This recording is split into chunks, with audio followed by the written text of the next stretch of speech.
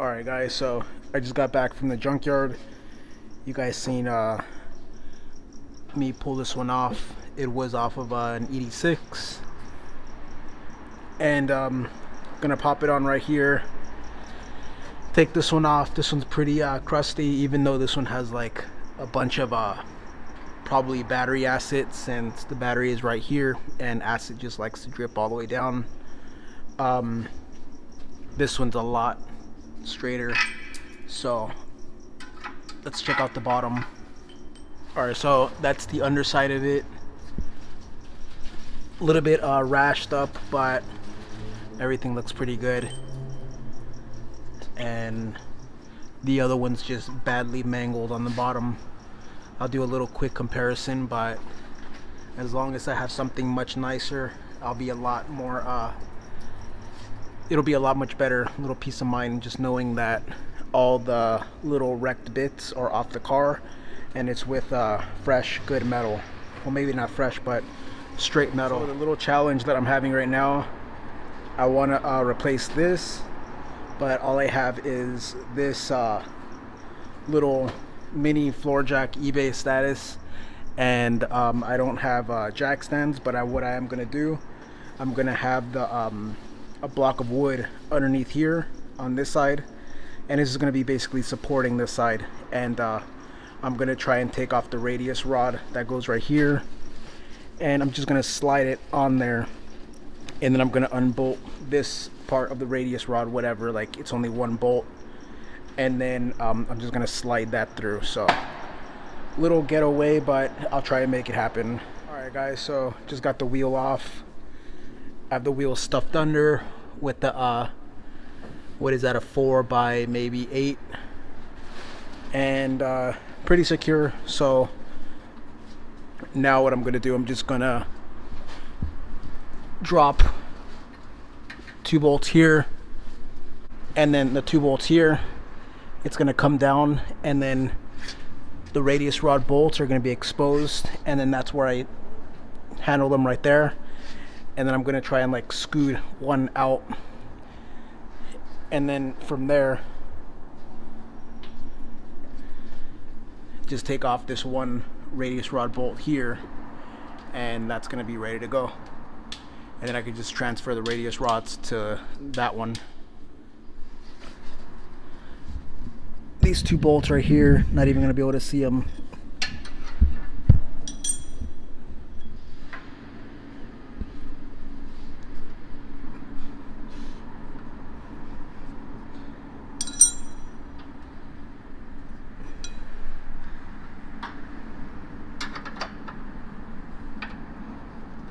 Alright, so as you can see, look at that bolt. So now I'm going to do the same to this side and drop it down a little bit. Alright guys, so somewhere right here there's a cricket, so that's what you'll be hearing. But I got the subframe partially dropped. It's hung up on the radius rods. So now I'm just going to back out these 2 bolts right here, these 2 nuts right here for the radius rods, and take off that radius rod completely, or else it would not be able to slide off since they're at an angle coming this way.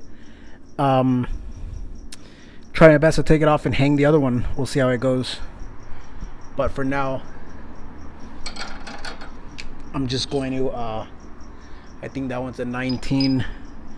I'm gonna use the impact on that one. We'll see how it goes. And the impact busted it right off. Very, very clean. So now, there, this thing's just about ready to come out. It's crazy. Hopefully it doesn't bite me in the behind when I'm going to install, and everything starts to bind up. But we'll just see. Alright, gonna take this one off.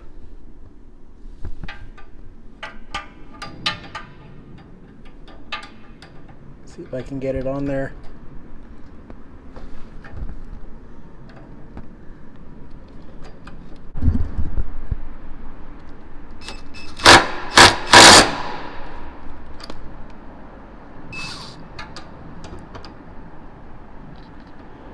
I don't have a deep socket, so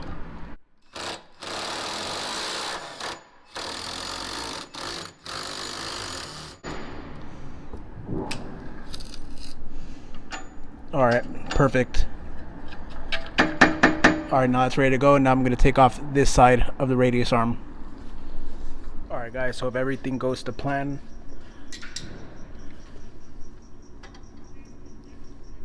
should just fall and slide out. Perfect. Damn, it's freaking cricket right here. Freaking annoying.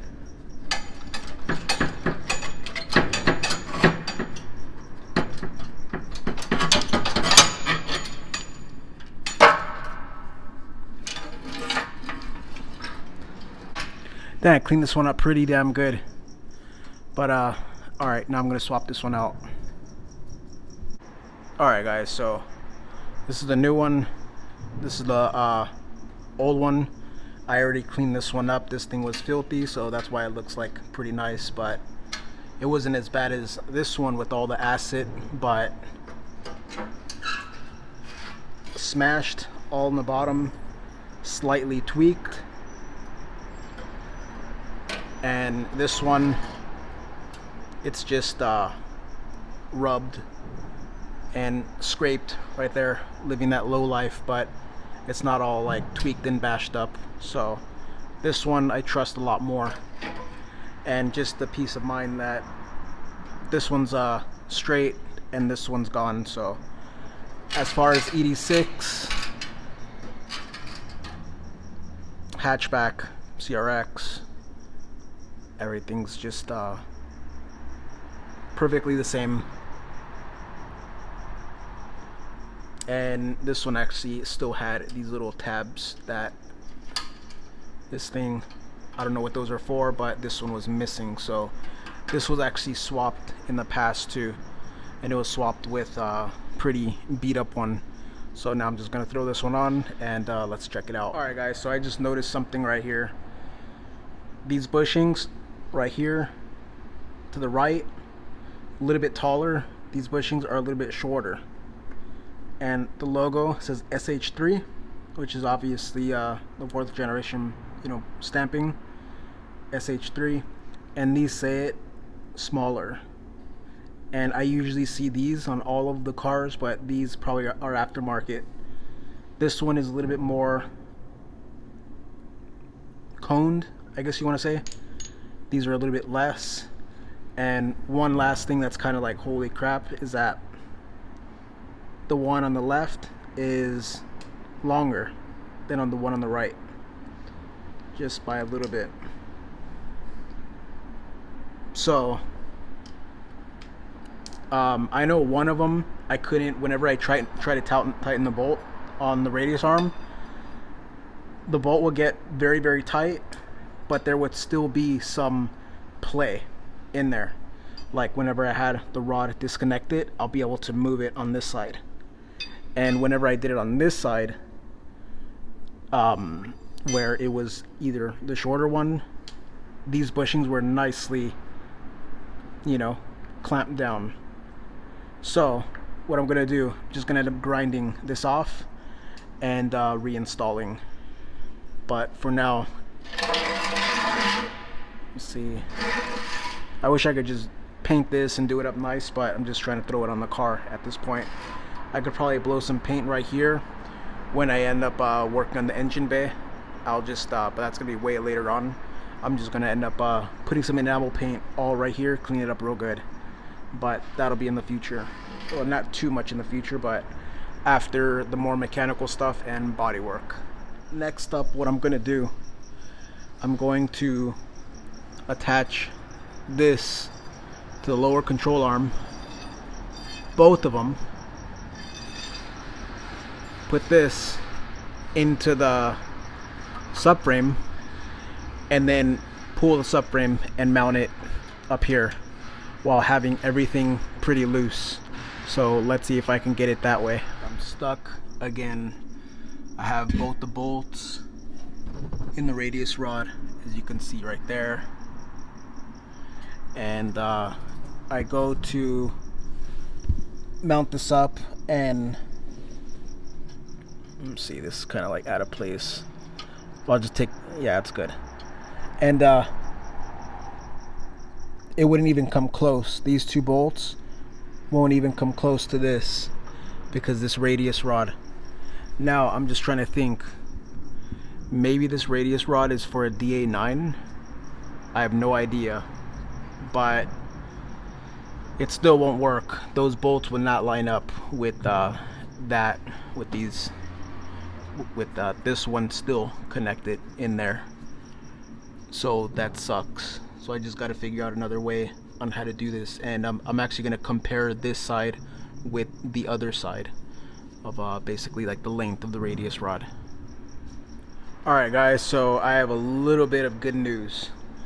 So I don't have the bushings in right here, and I have the front cross member maybe 3/4 of the way tightened down. There's still like a little play right there, but when I go here, it actually starts to line up a lot more than it did previously. Not sure if you could see that, but that's almost completely lined up. It's just a little bit off. So I'm actually getting a lot closer with this subframe. I don't know how, but yeah. And the subframe between the transmission, there's probably about a 1-inch gap now. So that's not gonna be hitting no more. And plus I took off the old mount right there, and yeah, just freed up some space right there. So now I'm just determined to put this back without having to put only one. So I ended up taking the whole lower control arm off with the radius rod, and when I took out the bushing right here, the radius rod was actually able to go like that and match up, but that was obviously with no bushing right here, so I couldn't run it, and my hands are filthy because this car is just filthy. But I'm like, well, what if I get this right here? Since that worked, what if I just cut the bushing 1/2 or 1/4 off, and that'll make it go in more, make the rod go in more, and everything will line up. It will line up. But then I'm thinking, remember earlier when I said SH3, this one's bigger, SH3, this one's bigger? Well, I actually had these two paired up, and I'm like, okay, well, that's a pretty fat bushing. And then remember I said one is bigger, see that one? Well, look at this one. So now I'm gonna try this one and the other one of these, the one where it says SH3 right there, but in small. These are the common ones. This one's already on the other side and everything lines up. So now I'm gonna use one of these on this side, which is smaller, and let's see if it pushes the rod more that way. It should, because it's shorter, if that makes any sense to you guys, but it makes sense to me. So let me try this. Alright guys, so I tried cutting down the bushing and it really wasn't working that well.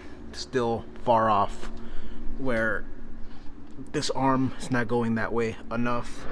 So I ended up getting just one bolt in. Again, just got to put the fork in, so that was a fail. On the bright side, I have a lot. Can't really tell, but let me see.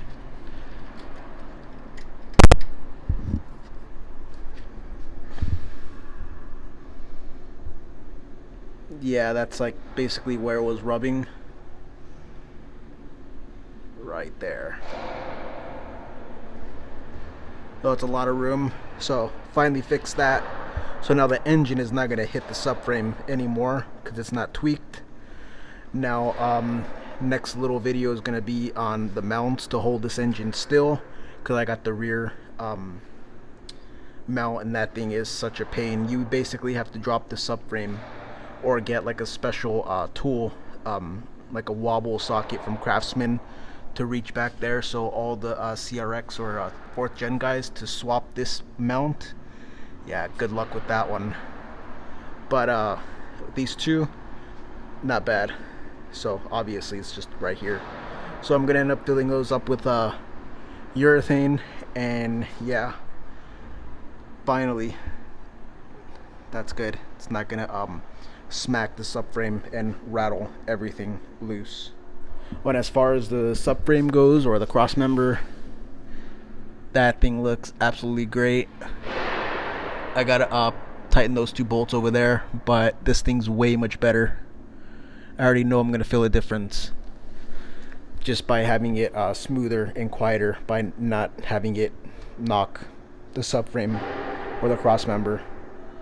But yeah, so I'm gonna cut it off right there. If you want to see more, like, subscribe, comment, and I'll see you on the next one, guys. Peace. All right, guys, so before I end the video, whenever I put it into reverse, or from drive to reverse or somewhere, the engine would have to, like, you know, engage, but everything's just rocking forward. And since it was like a millimeter off of the front crossmember,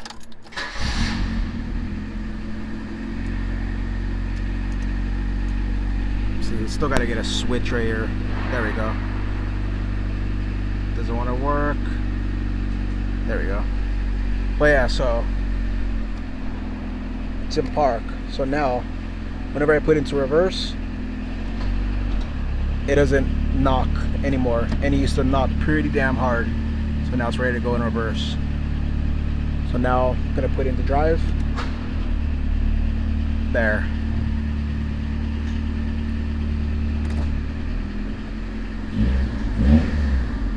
Huge progress on that. So now it's park, reverse.